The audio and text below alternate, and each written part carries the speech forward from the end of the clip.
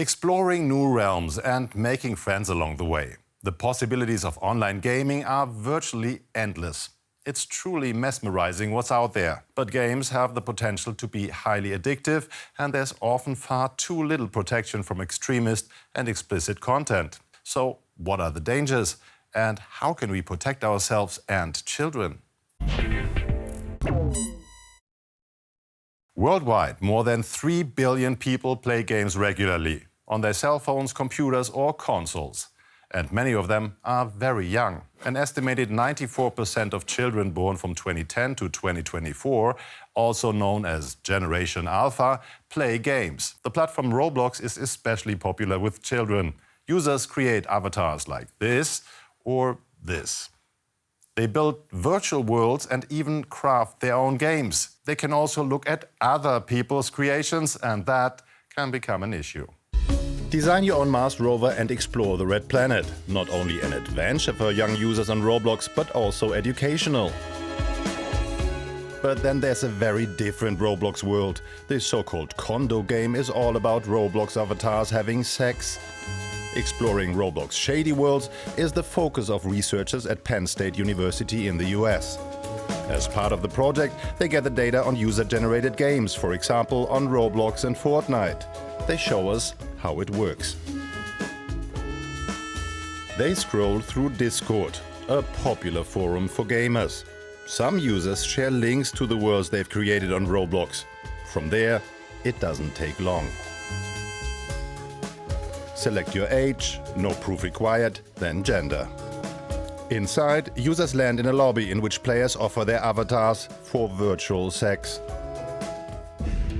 Elsewhere on Roblox, there are games replicating violent events, like this one made to simulate the 9/11 terror attack.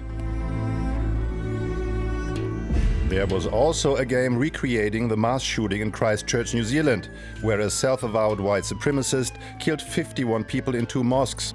Roblox removed the game, but not before it was seen and played. This is Yubo Ko. He heads the research project at Penn State.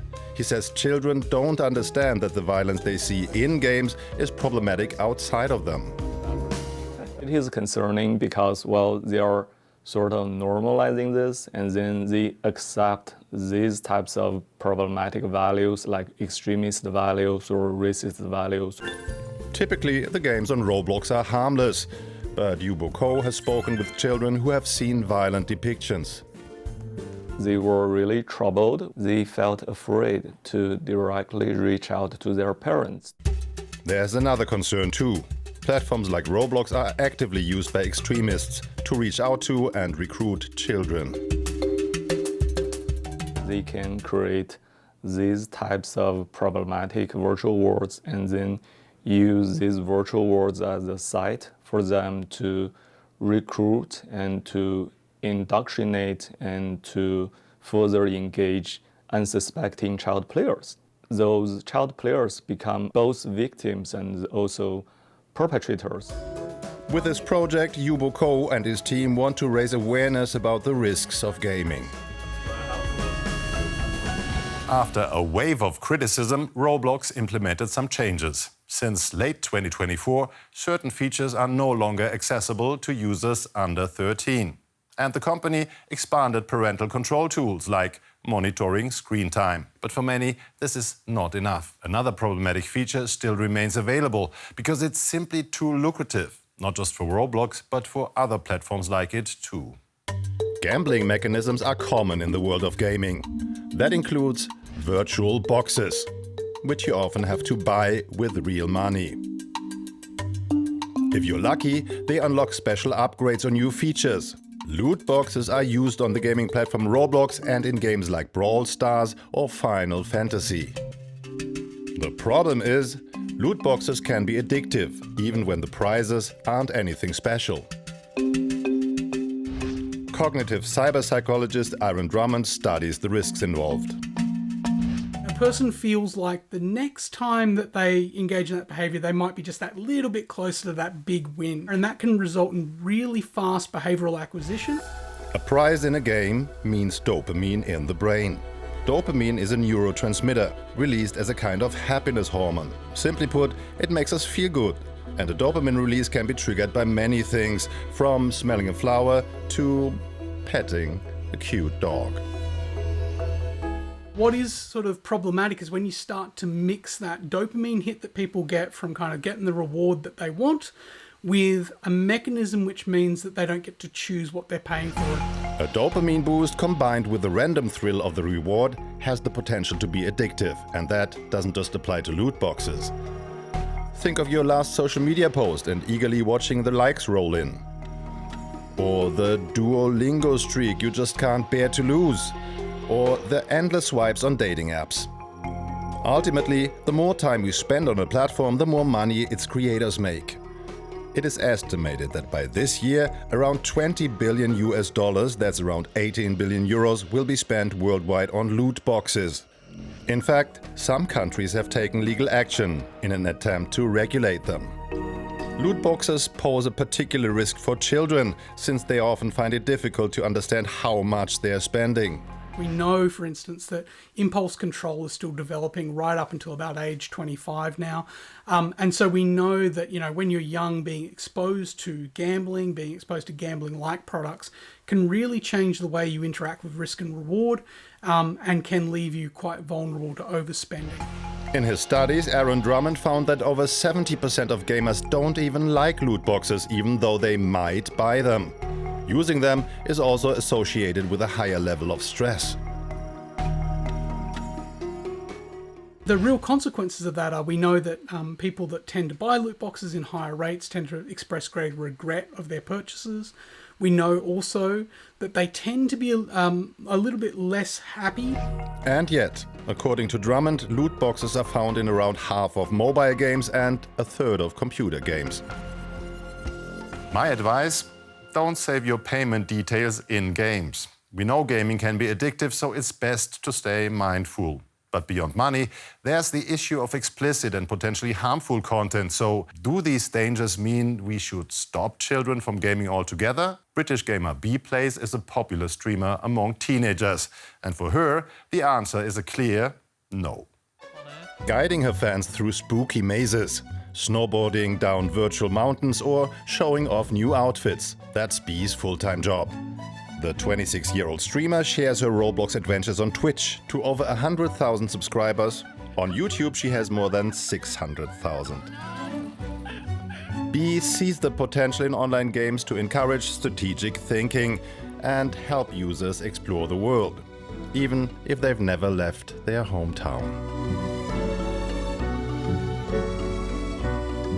Lots of games that have different cities, so you can explore different cultures, you can become aware of different things that you maybe weren't aware of in real life. She says it also fosters self-discovery and expression. I have tons of community members who use it as a way to explore different clothes they wouldn't be able to wear in real life or feel that they're not able to wear in real life. One thing I noticed the most is that it really does allow people to explore queer identities, because if you are somebody who maybe in real life you're not comfortable telling people how you're feeling about something that's going on in your, in your own mind or in yourself, maybe you can explore that inside of a game instead. So how can we continue benefiting from this exploration and creativity, all while keeping children safe? How they actually make. For researcher Yubo Ko, parents play a key role. I think it would be a better scenario if parents and children can communicate and play games together. So even if they encounter a bad game, and then they can work together to figure out why it is a bad game and then what we can do around it. For streamer B, schools have a responsibility too, and it's crucial they stay up to date. The internet is changing all the time, and if you're not fully aware of what can be on it and the dangers that it can pose, you can't efficiently teach somebody how to be safe online. But realistically, how much can parents and teachers keep on top of all the latest trends and crazes? That's why there are calls for platforms to step up too. I think that platforms need to be more specific and strict on limiting those games to having proper age ratings. Forcing secure ID verifications can ensure that you are actually the age that you say you are. If platforms and parents take action, gaming can be both fun and safe for children.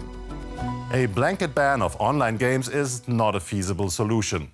Besides, games are an important part of life for many children and adults. Apart from being fun, they are often a creative outlet and they can teach useful skills too, like problem solving. Games also have the potential to foster friendships. That's what the Netflix documentary, The Remarkable Life of Evelyn, is all about.